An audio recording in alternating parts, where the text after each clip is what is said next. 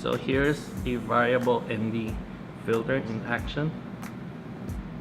That's darkening, and this is adjusting to put in more light. Now you can see my mouth moving, but then here's a darker one. Yeah, so now I am too bright because I don't have my ND filter right in front of the camera, the lens that I have. But here today we are talking about lens filters.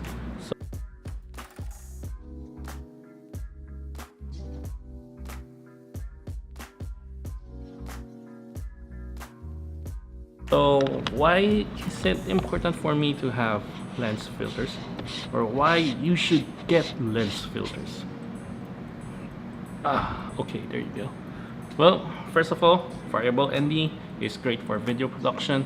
As you can see, I am darkening my surroundings and I am brightening it up. That's without adjustment from the camera itself. I am not adjusting the shutter speed or the aperture or the ISO. It's just still 1/125 f2.8 and ISO 1600, and still the same. It's just I am adjusting the amount of light that comes in through the ND filter, and that's one of the great reasons why you should have an ND filter when you're doing videos. Also, lens filters for photography right now, right in my hand, is actually the broken BW that I have used, which actually helped me save a lot of money. Wait, let me adjust. Okay, so here, as you can see, it's broken. The glass is gone, but I since then replaced my lens filter with another lens filter. It's the same 82 millimeter clear MRC Nano XS Pro Digital. Now it sounds too pro, but what it does is it helps me protect my lens from actual damage. Well, I've kind of forgot to show you the damage. Where's my white? Okay, I kind of placed it inside, which gives me longer video time. Okay, so here we have my XS Pro filter, lens filter. So here that's round, and then you can see the actual damage of the lens, and that's not round, yeah. So that's more flat than before, probably because this guy attached to my lens fell from what, 1.2 meters, I think. Fell like that. Not actually, no, it went from here to the floor along with my camera. Yeah, so my lens actually had quite a few bumps in it right now, but nothing too major for me to replace the lens. This is my favorite 24 to 70 mil. What actually happened? Well, I was practicing shooting long, what do you call it? Long exposure photography. It's actually a nighttime photography for some jargons.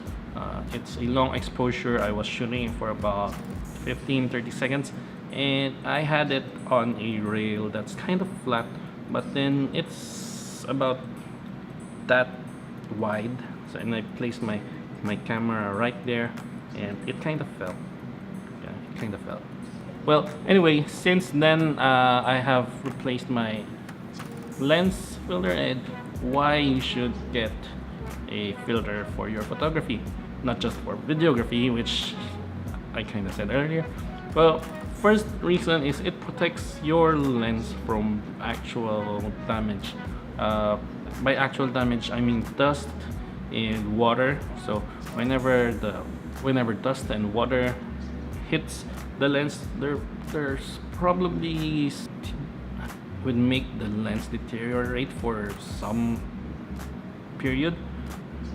yeah, so that's one reason why you should get a lens. So the second reason is it actually would help you save a lot of money. As you can see, this lens filter costs me about 55 US dollars, and shipping, including shipping, I actually paid about 30 bucks for it, which gives me a total of 8,000 pesos.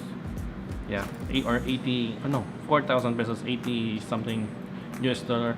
And instead of purchasing another new lens, another 24 to 70, which actually cost about 1,500 US dollar, 1,600 US dollar, that's actually a huge amount saved. It's probably about 1,400, 1,500 US dollars saved, and that's all thanks to just one piece of glass and one piece of metal. Yeah, so that's what happens when you invest in a good lens filter. Yeah, so that's 3 reasons: 2 for photography, 1 for videography. The same thing applies for videography. For the photography, it protects your lens from actually having dust, but then it gives you, because this is a variable ND, it gives me more fluid adjustments whenever I like to increase brightness or decrease brightness of my shot.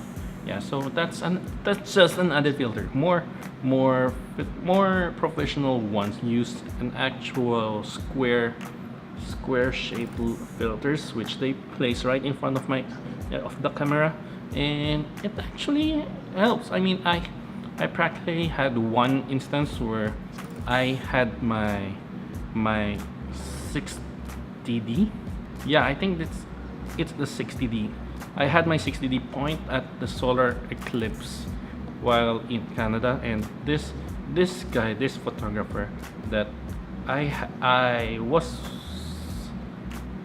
well, we're basically strangers. He helped me actually film a shot using his filter, his smoked filter. I don't know what it's called, but then because of him giving me a chance to use that filter, I actually recorded some pretty decent shots of the solar eclipse.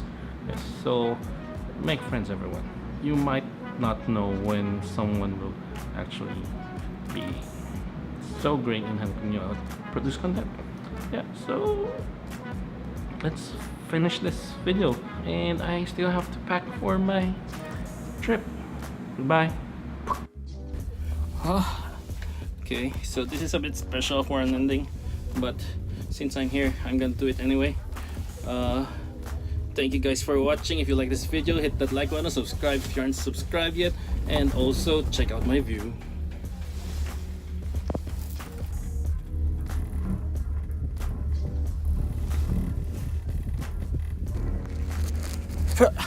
Okay, do comment down below what you think of the video.